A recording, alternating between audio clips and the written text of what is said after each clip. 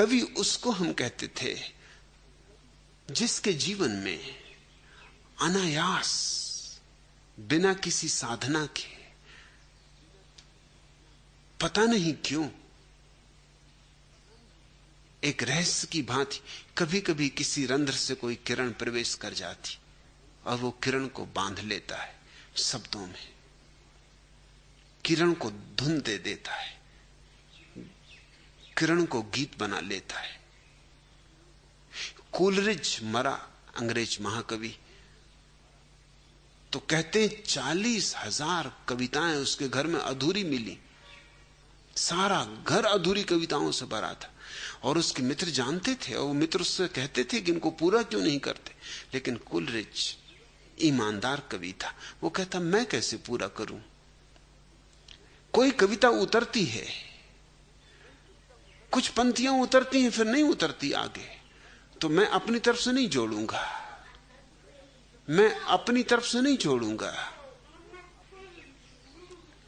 कविता जब उतरेगी उतरेगी, जब आएगी तब आएगी। जितनी आ गई उतना मैंने लिख दी, अब प्रतीक्षा करूंगा, क्योंकि जब भी मैंने जोड़ा है तभी मैंने पाया कि कविता खो जाती। वो जो रहस्य होता है, रस होता है, सूख जाता है। मेरे द्वारा जोड़ा गया अलग दिखाई पड़ता है। ऐसा रविन्द्रनाथ के जीवन में हुआ। जब उन्होंने गीतांजलि अंग्रेजी में अनुवादित की तो उन्हें थोड़ा सा संदेह था कि पता नहीं अंग्रेजी में बात पहुंच पाई या नहीं जो बंगला में थी। तो सीएफ एंड्रूज को अपनी अंग्रेजी अनुवाद की गीतांजलि दिखाई। एंड्रूज ने कहा कि और तो सब ठीक है, 4 जगह भाषा की भूलें, ये सुधार लें। तो जो एंड्रूज ने सुझाया वो रविन्द्रनाथ ने बदल दिया। स्वभाव था, वो उनकी मातृभाषा नहीं थी अंग्रेजी, और एंड्रूज विद्वान पुरुष थे, भाषा पर उनका अधिकार था। जो कह रहे थे ठीक कह रहे थे। रविन्द्रनाथ कोई बात जची। फिर जब उन्होंने यूरोप में पहली दफा कवियों की एक छोटी सी गोष्ठी में जाके गीतांजलि का अनुवाद सुनाया तो वो बड़े हैरान हुए, भरोसा ना आया। एक युवक कवि खड़ा हुआ, ईट्स उसका नाम था, और उसने कहा कि कविता बड़ी मधुर है, अद्भुत है, नोबेल पुरस्कार इस पर मिलेगा, आज नहीं कल। ईट्स ने इसको मिलने के पहले कह दिया था, भविष्यवाणी कर दी थी कि इस सदी में अंग्रेजी में कोई इतना अद्भुत काव्य नहीं लिखा गया है। लेकिन 4 जगह भूल है। रविन्द्रनाथ का कौन सी 4 जगह, सुधार लेता हूं। हैरान हुए वो, तो वही 4 जगह थी जहां सीएफ एंड्रूज ने सुधार करवाया था। रविन्द्रनाथ ने कहा आप क्या कह रहे हैं, ये तो वे जगह हैं जहां मैंने भूल की थी और सीएफ एंड्रूज ने सुधार करवा दिया है। ईट्स ने पूछा कि आप बताइए आपने क्या शब्द पहले रखे थे। रविन्द्रनाथ ने अपने पुराने शब्द बताए, उनको ही काट के तो उन्होंने नए शब्द लिख दिए थे। ईट्स ने कहा कि आपके शब्द भाषा की दृष्टि से गलत है लेकिन काव्य की दृष्टि से सही है, वो चलेंगे। एंड्रूज के शब्द भाषा की दृष्टि से सही है लेकिन काव्य की दृष्टि से गलत है, वो नहीं चलेंगे। वो पत्थर की तरह पड़े, उनमें आपकी जो सतत धारा है काव्य की विच्छिन्न हो गई, टूट गई। वो दीवार की तरह अड़ गए। एंड्रूज ने भाषा की दृष्टि से बिल्कुल ठीक कहा है, लेकिन कविता भाषा थोड़ी है, भाषा से कुछ ऊपर है। जो भाषा में आ जाता है उसे तो हम गद्य में लिख देते हैं, जो भाषा में नहीं आता उसे पद्य में लिखते हैं।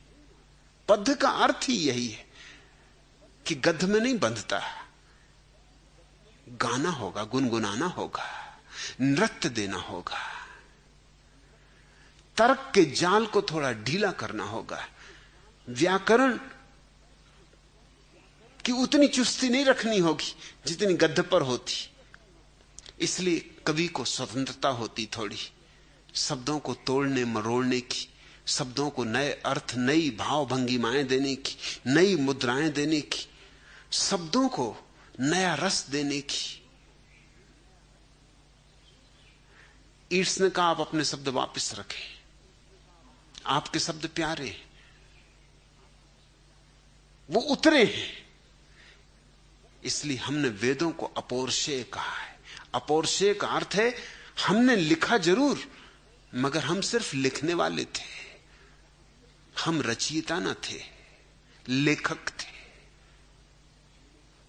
रचयिता तो परमात्मा था, वह बोला, हमने लिखा। वो गुनगुनाया, हमने भाषा में उतारा। हम तो केवल माध्यम थे, हम सृष्टा न थे। ये वेदों के अपौरुषेय होने की बात प्रीतिकर है। सारा काव्य अपौरुषेय होता है। आती है बात किसी अज्ञात लोक से, तुम्हारे प्राणों को थरथरा जाती। वही थरथराहट जब तुम देने में समर्थ हो जाते हो भाषा को, तो कविता का जन्म होता है। लेकिन काव्य आकस्मिक है, तुम उसके मालिक नहीं हो। रविन्द्रनाथ महीनों कविता नहीं लिखते थे, और कभी ऐसा होता था कि फिर दिनों लिखते रहते थे, तो द्वार दरवाजे बंद कर देते थे। 3-3 दिन तक खाना नहीं खाते थे, स्नान नहीं करते थे, क्योंकि कहीं धारा न टूट जाए।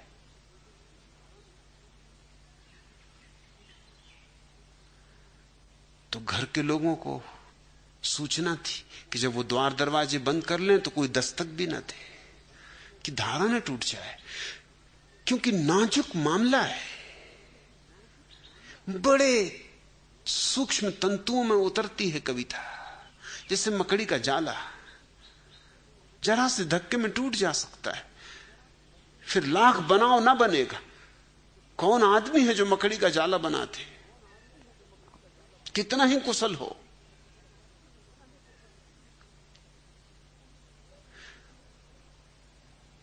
तो रविन्द्रनाथ भूखे प्यासे बिना नहाए धोए सोते नहीं थे, इस डर से कि पता नहीं जो धारा बह रही वो कहीं रात खो ना जाए, कहीं सपनों के कारण बाधा ना आ जाए। लिखते ही रहते थे, लिखते ही जाते थे पागल की तरह। हां, जब धारा अपने आप रुक जाती थी तब वो रुकते थे, फिर लौट के देखते थे कि क्या उतरा, फिर प्रतिविज्ञा करते थे कि ये उतरा, ऐसा उतरा। सच्चा कवि सुधार नहीं करता, क्योंकि सुधार करने वाले तुम कौन हो? तुमसे जो आया ही नहीं, तुम उसमें कैसे सुधार करोगे? वो तो अपने हाथ परमात्मा के हाथ में छोड़ देता है। वो जो चाहे लिखवा ले, वो जो चाहे बुला ले,